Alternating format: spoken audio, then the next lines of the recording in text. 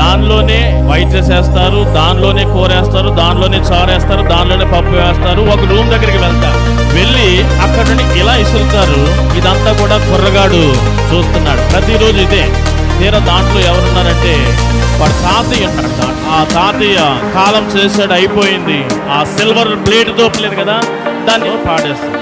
దాన్ని తెచ్చుకుంటా ఉంటే ఇంకా అదెందుకురా అంటే, రాబోతున్న దినాలు ఆ ప్లేట్లోనే కదా నీకు నాన్నకి అన్నం పెట్టాలి. అప్పుడు నువ్వు ఏమి విత్తుతావో అదే కోస్తావు. ఎవరైనా సరే భార్య ప్రభావము చేత భర్త, భర్త ప్రభావం చేత భార్య మీ తల్లిదండ్రుల విషయములో శ్రద్ధ వహించక ఎడబాటు మీరు కలిగి ఉన్నారేమో. అలా జాగ్రత్త. భార్య అయినా భర్త అయినా వారి తల్లిదండ్రులు చూసే క్రమంలో మీరు కూడా పాలిభాగస్తులు ఉండి కానీ ఆటంకకారులుగా మీరు ఉండవద్దు.